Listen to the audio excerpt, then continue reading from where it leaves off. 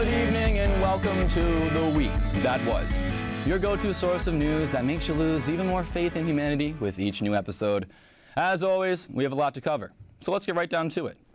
Ted Cruz visited the Bronx last week, and boy, oh boy, did people not like seeing him there. His rather harsh policy on immigration naturally made him not too favorable in the eyes of immigrants. Frankly, the immigrants should take Trump's advice. Build a wall. It'll be a great wall, and it will keep all the religious, racist bigots out. And Ted Cruz is going to pay for it. Porn website X-Hamster has banned users from North Carolina from accessing the site until the bathroom bill is repealed. The X-Hamster spokesman commented saying, "Judging by the stats of what you North Carolinians watch, we feel this punishment is a severe one." Well, if Springsteen canceling his concert didn't outrage North Carolinians' bans on lesbian porn, sure will. Two bank robbers in Brazil disguised themselves in aluminum foil, thinking that it would beat Brazil's banking system. Shocker, it didn't work. Kind of like when Michael Jackson became white, but racism in the U.S. is also an unbeatable system. The New York Times reported that President Obama still carries around a BlackBerry, despite many of his aides now using iPhones. Meanwhile, Ted Cruz summons his cohorts using a dark mark tattooed on his arm. A recent poll said that 1 in 4 Bernie Sanders supporters would not vote for Hillary Clinton if she moves on to the general election. The same poll shows that 1 in 4 Bernie Sanders supporters will be murdered by Hillary Clinton if she moves on to the general election. In response to Donald Trump urging him to drop out, John Kasich said, "I'm dropping in, not dropping out." He then chugged a Mountain Dew and proceeded to tear up the half-pipe, nailing multiple 900s. The family featured on TLC's Sister Wives lost its appeal in a court case challenging Utah's polygamy ban this week. Everyone knows, if you want a TLC star to change public policy, you need Honey Boo Boo lobbying for you. That girl knows how to work a crowd. Beverly Cleary turns 100 this week. Ramona and bejesus, that's old. 2 of Trump's children didn't vote for him in the primaries because they didn't know you had to register as a Republican 6 months in advance. In response, Trump joked that he might cut their allowances. Generally, when you can threaten your children with taking away their allowance, they're too young to vote. But this is coming from Trump, the man that got a small loan of $1 million from his own father. Hillary Clinton rode the New York subway one stop this weekend.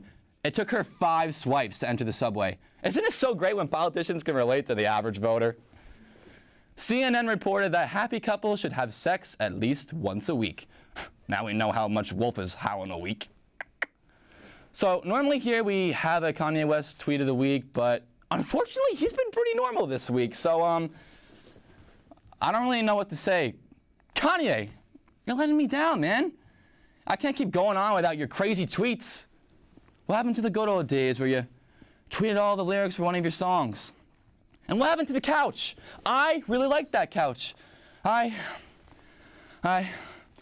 miss the old Kanye, straight from the goal Kanye. Chop up the soul Kanye, set on his goals Kanye. I hate the new Kanye.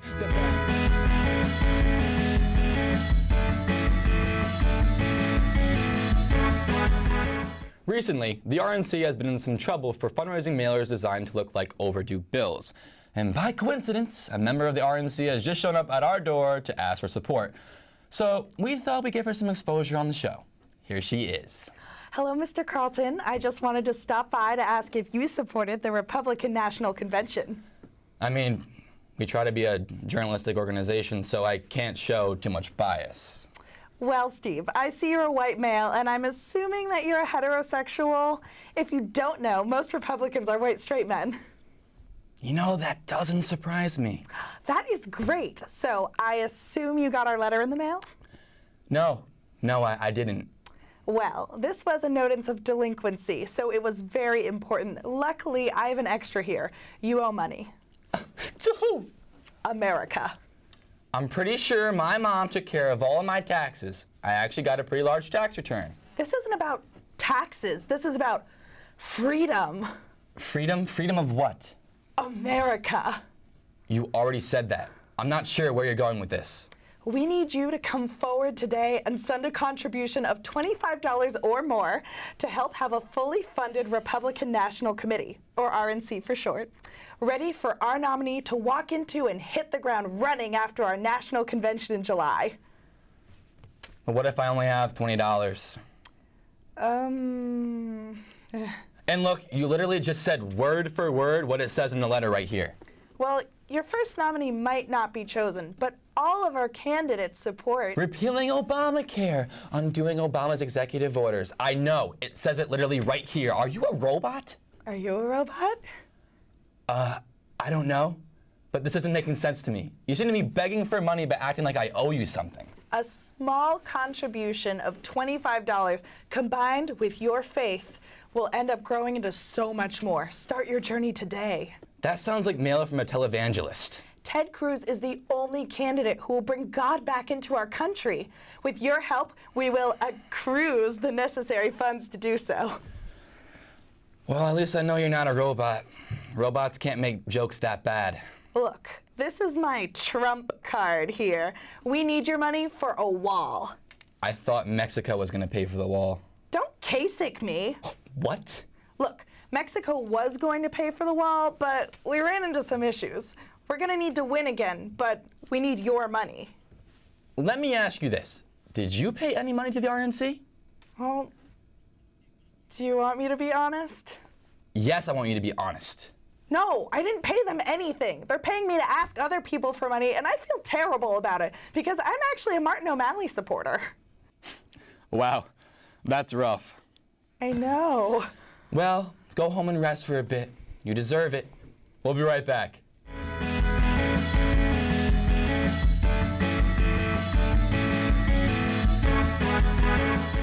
Shh. Can you keep a secret? It's pretty good, but admittedly, not as good as the 14,000 businesses that were kept a secret for 40 years in the Panama Papers. That's pretty good. If there's anything I've learned from the Panama Papers, it's that journalists are really bad at keeping secrets. What fun are they? I mean, imagine a bunch of journalists running around your high school shouting out that Jake was the first one in 9th grade to lose his virginity. Or that every time Vanessa went into the bathroom, she'd turn the lights off and scream. They'd be no fun. But here we are, and I can say for certain that no one is having any fun now. See? Now some poor cafe employee has to pick up all those. Now, I am a little confused about what these papers are, but my sources, CNN, tell me that the Panama Papers are a series of more than 11 million documents detailing offshore accounts in companies over the past 40 years. 11 million! Count them, folks. 1, 2, 3, 4, 5, 6, 7... I'm just kidding, I'm not gonna count. The law firm involved, Mossack Fonseca, knew the real identities of only 204 of the more than 14,086 company owners mentioned in the papers. That's just a little over 1%. And since these business owners are some of the wealthiest and most powerful people in the world, that makes them the 1%. There is a 1% within the 1%. It's like corruption. But really, those are pretty bad statistics. Thinking about knowing only 1% of your children's names. If you had 4 kids, you wouldn't even know one of your child's names all of the time. Once out of every 25 times you called your child, you would get their name right. Come here, John, Jan, Jeb, Jeffy. But Dad, that's the dog's name.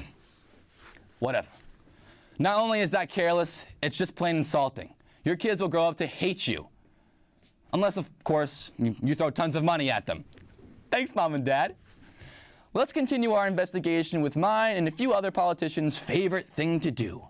Pointing fingers. Who do the Panama Papers name?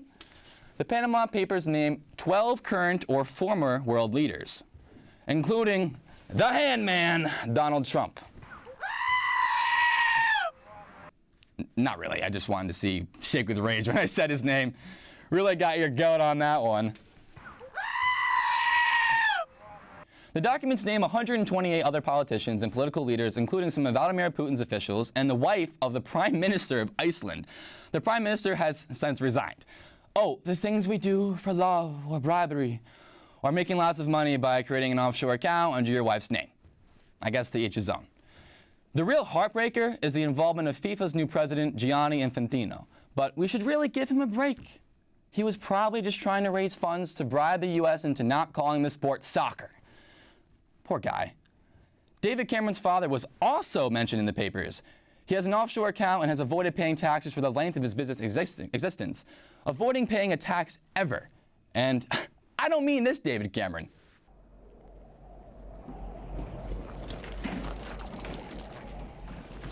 Greetings from the humongous.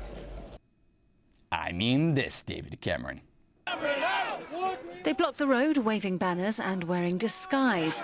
They're calling on Cameron to close tax loopholes or resign in the wake of the Panama Papers leak.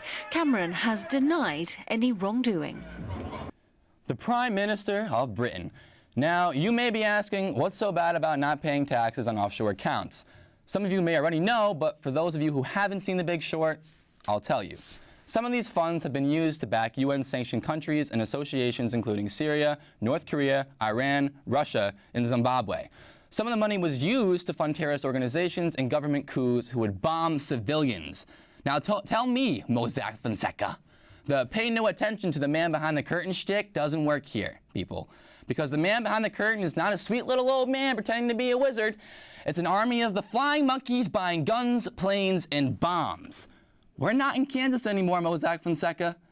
Now, nothing is actually confirmed by these papers because creating offshore accounts is not illegal. But several countries are launching investigations to see if these accounts were used for tax evasion and money laundering. I'll tell you one first. A great big man with a small stuffed animal named after him once said, "Walk softly and carry a big stick." But now that imperialism is, kind of gone, that really doesn't work. So I say, walk however loud you please, and sick the investigative journalist on them. That's all we have for you tonight. Tune in next week for another news-packed episode of The Week That Was. Good night, everyone.